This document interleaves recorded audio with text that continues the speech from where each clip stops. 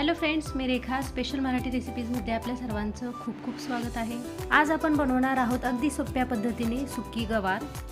गवारीची सुकी भाजी बनवण्यासाठी आपण इथं पाव किलो कोवळी गवार घेतलेली आहे।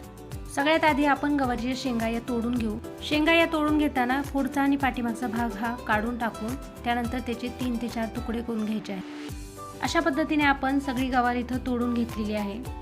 तोडून घेतलेल्या गवारीच्या शेंगा स्वच्छ पाण्याने धुवून आपण यांना तव्यामध्ये भाजून घेऊ। मीडियम फ्लेमवरती अंदाजे 5 मिनिट आपण या शेंगा छान अशा भाजून घेऊ। अंदाजे 4 ते 5 मिनिट शेंगा भाजून झाल्यानंतर शेंगांचा कलर थोडासा चेंज होतो आणि इथं गवारीच्या शेंगांचा कलर थोडासा चेंज झालेला आहे। आता आपण यांना काढून घेऊ। त्यानंतर भाजीला फोडणी देण्यासाठी गॅसवरती एका कढईमध्ये 2 चमचे तेल घेऊन तेल छान तापल्यानंतर यामध्ये आपण कढीपत्ता घालू। कढीपत्ता छान तडतडला की यामध्ये आपण पाव चमचा जिरे आणि पाव चमचा मोहरी घालू। त्यानंतर एक मध्यम आकाराचा बारीक चिरून घेतलेला कांदा यामध्ये घालू। इथं जर तुम्हाला गवारीची रस्सा भाजी बनवायची असेल तर मिक्सरमध्ये कांद्याची बारीक करून घेतलेली पेस्ट आपण यामध्ये घालू शकतो। सोनेरी रंग होईपर्यंत कांदा छान परतून झाला की यामध्ये आपण एक मध्यम आकाराचं बारीक चिरून घेतलेलं टोमॅटो घालू। सोबतच यामध्ये चवीनुसार मीठ घालून याला व्यवस्थित असं मिक्स करून घेऊ। फोडणीमध्ये कांदा टोमॅटो छान परतून झाला की यामध्ये आपण काही मसाले घालू।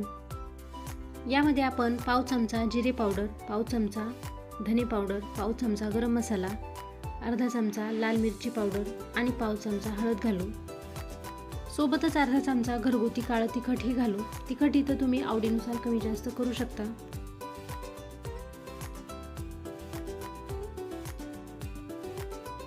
घातलेले सर्व मसाले फोडणीमध्ये व्यवस्थित असे मिक्स करून यांना अर्धा मिनिटभर छान असं परतून घेऊ। त्यानंतर भाजून घेतलेल्या गवारीच्या शेंगा या फोडणीमध्ये घालून व्यवस्थित अशा मिक्स करून घेऊ। फोडणीमध्ये गवारीच्या शेंगा छान मिक्स करून झाल्या की यामध्ये आपण 2 चमचे भाजलेल्या शेंगदाण्याचा कूट घालू। आवडत असल्यास घालू शकता, नाही घातला तरीही चालेल। शेंगदाण्याचा कूट घालून मिक्स केल्यानंतर यामध्ये आपण अगदी थोडंसं पाणी घालू। अंदाजे छोटी पाव वाटी पाणी आपण यामध्ये घातलेलं आहे। पाणी घालून झालं की याला आपण हलवून घेऊ आणि यावरती एक झाकण ठेवू।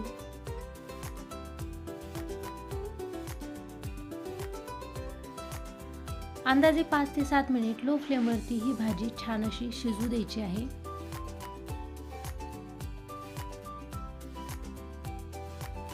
आणि इथं 5 ते 7 मिनिट झालेले आहेत। आता आपण झाकण खोलून बघू। इथं आपली सुकी गवारीची भाजी तयार आहे। इथं आपण गॅस बंद करू आणि वरून बारीक चिरून घेतलेली कोथिंबीर घालू। अगदी झटपट आणि सोप्या पद्धतीने बनवलेली चमचमीत अशी गवारीची भाजी तुम्हाला कशी वाटली कमेंट करून नक्की सांगा।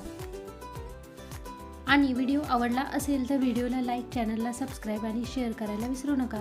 आणि हो, बाजूलाच असलेलं बेल आयकॉनही नक्की दाबा जेणेकरून माझ्या प्रत्येक व्हिडिओचं नोटिफिकेशन तुम्हाला सगळ्यात आधी मिळेल। पुन्हा भेटूयात पुढच्या रेसिपीसह। तोपर्यंत नमस्कार।